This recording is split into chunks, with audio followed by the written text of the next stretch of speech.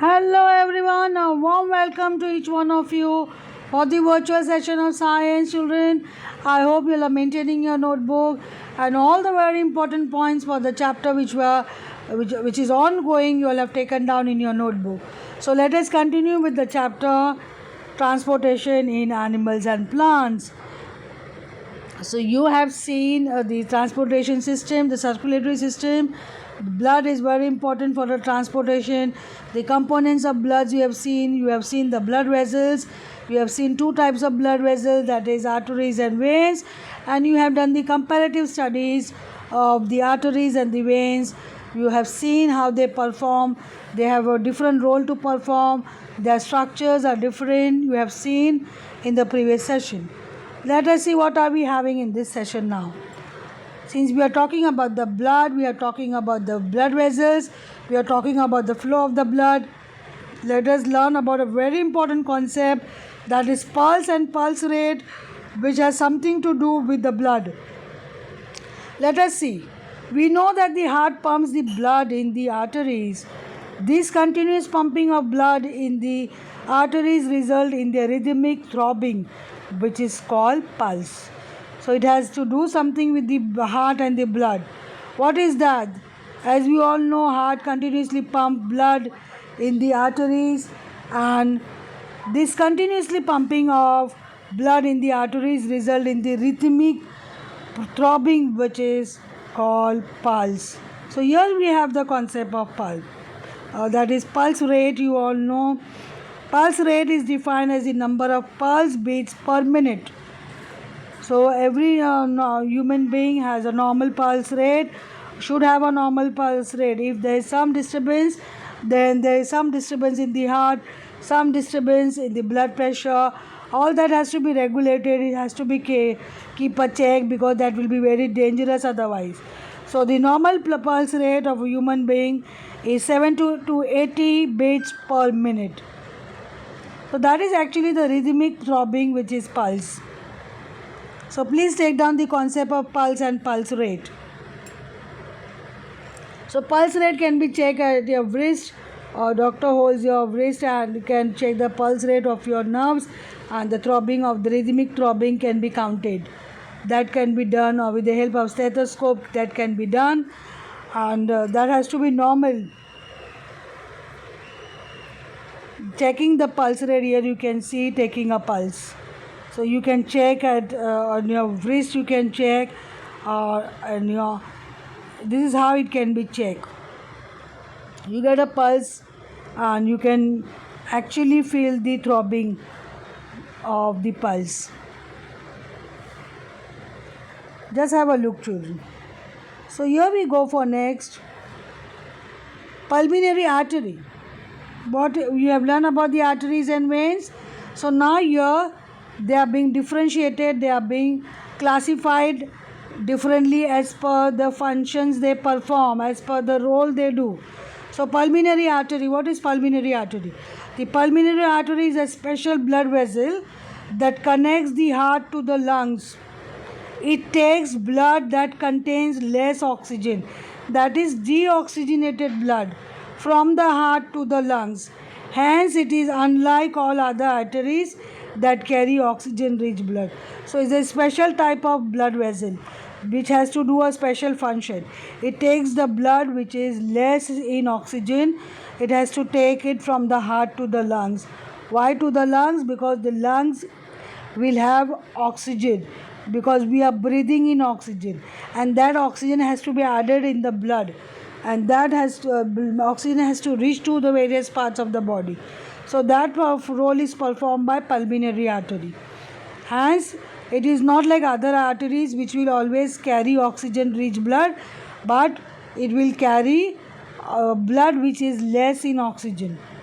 What is pulmonary vein?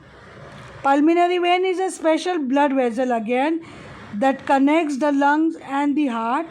It carries oxygen rich blood from the lungs to the heart. Hence it is unlike all other veins that carries oxygen less blood. So here it is just the opposite, where the normal veins will carry oxygen less, means little amount of oxygen they will have, But it is a special pulmonary artery vein is a special blood vessel. It has a different role to perform. It is connected. It connects the lungs and the heart. What is the role? It will carry oxygen-rich blood from the lungs to the heart, because that oxygen-rich blood has to reach to the heart. So it has to go from the lungs to the heart. So that role is performed by pulmonary vein. So it is not like the other veins which will have oxygen less blood, but pulmonary vein will have oxygen rich blood. It will have more of oxygen. So this is just the opposite of pulmonary artery. This is the special type of artery and special type of vein. I hope pulmonary artery and pulmonary vein, the special function is clear with you all. Just the opposite to each other. Capillaries. Now in the human circulatory system, again capillaries plays a very important role. Small blood vessels are called capillaries. So they are fine blood vessels, branching of the blood vessels, where they will branch out into fine blood vessels. Those fine blood vessels are called capillaries. The arteries divide themselves into capillaries, which then deliver oxygenated blood to the tissues in the body. So we all know we are made up of muscles, and muscles are made up of tissues, and tissues have cells, and cells have various roles to perform that will keep ourselves alive. Cells perform functions, tissues remain alive, muscles remain alive, and that's why we are surviving. So these fine capillaries take up the deoxygenated blood, that means very less amount of oxygen blood from the tissues to the veins. So whatever cells performing function, they are giving out carbon dioxide, or they are having a less amount of oxygen. These capillaries take up this deoxygenated blood from the tissues and to the veins. So very important role over here of the capillaries, children. I hope you all are writing there. So how blood circulates, please draw this diagram, children. Very important diagram. Please draw this in your notebook. How blood circulates, as you can see over here, lungs, from lungs to pulmonary vein going to the heart. From the heart, artery will take up the oxygenated blood, will take up to the capillaries, and from that fine capillaries it will be supplied to various parts of the body. Veins will take up all the deoxygenated blood to the heart, and the pulmonary artery, again the blood going to the lungs. So this is how the circulatory system works. You just have to follow the arrow, and please see the roles performed by pulmonary vein, pulmonary artery and veins, and the capillary, where capillary is formed by branching of the division of the artery you have seen. So the arteries and the vein, they divide themselves into fine capillaries, which will perform the very important role for the transportation system in the body. I hope this is clear, and please draw this diagram in your notebook. The heart. The heart is an organ present in a body that pumps the blood in the blood vessels. It is located in the chest cavity. Its lower part is a little tilted towards the left. So here we are doing a very important part of our circulatory system, that is the heart. And we are going to learn about the heart in detail.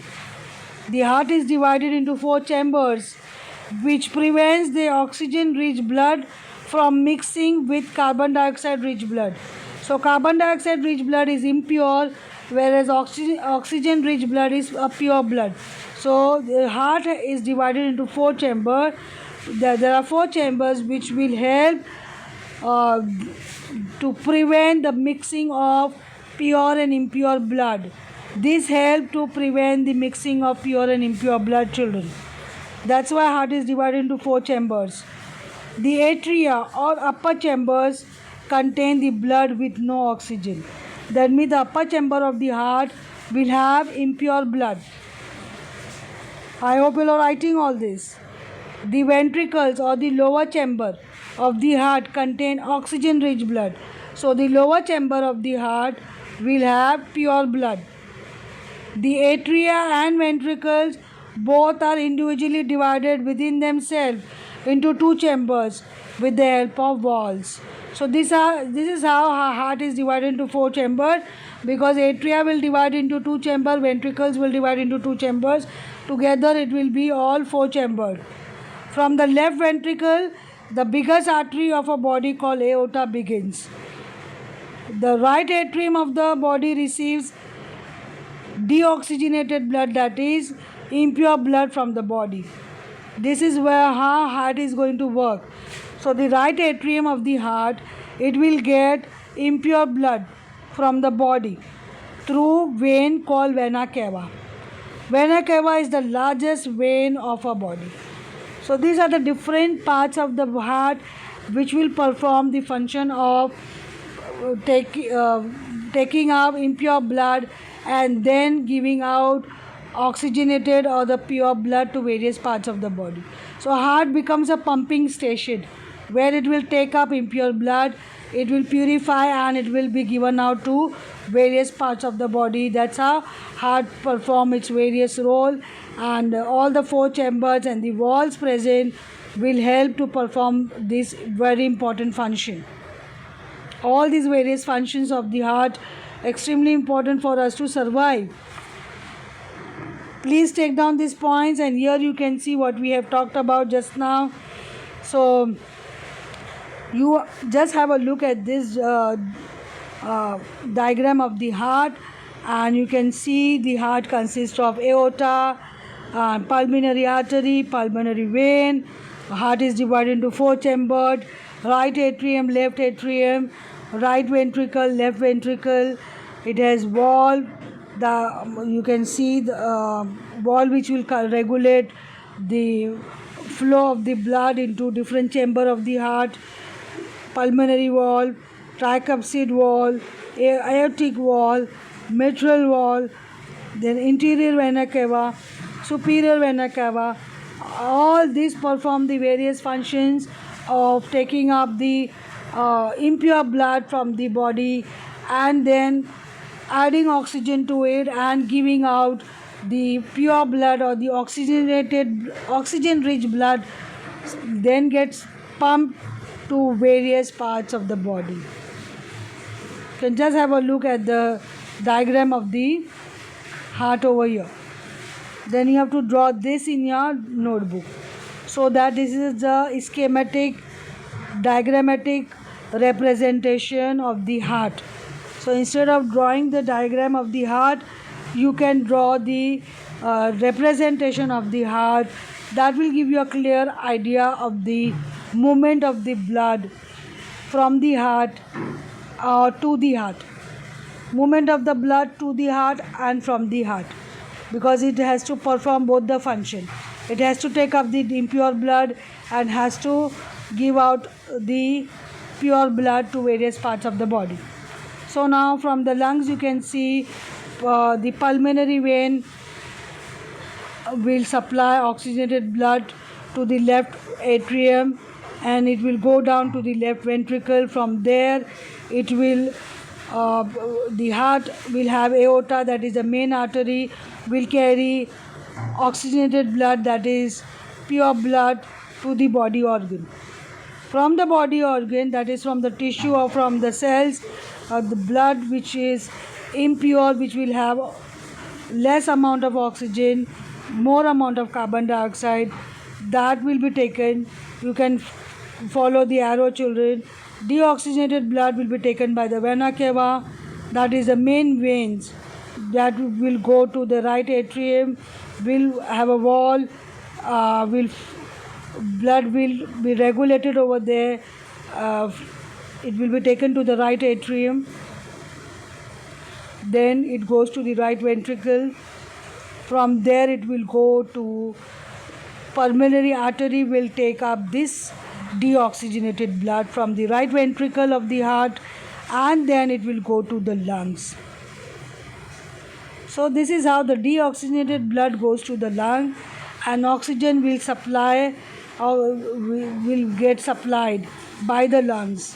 So then all the deoxygenated blood from the heart will go to the lungs. From lungs will supply oxygen to the blood. Then from pulmonary vein again it will go to the heart, and this process of the lungs and the heart will continue. So this shows the blood flow through the heart. Draw the diagram of diagrammatic representation of the heart, and please draw each and every arrow so that the process of blood flow through the heart is very clear with you all children. This is a very important diagrammatic representation. It's a schematic diagram. This is called a schematic diagram of heart that shows blood flow. I hope this is very clear. Please draw this in your notebook. I hope the session was very interesting to you all children. Please review the video. Please go through the video again for the explanation. If the concepts are little slightly challenging to you all, please draw that schematic diagram so that you get a clear idea of the blood flow from the heart or to the heart. I hope the concepts are clear and you have taken down all the important points and the schematic diagram as well. All the diagrams mentioned to be drawn in the notebook. Thank you children, and have a great day.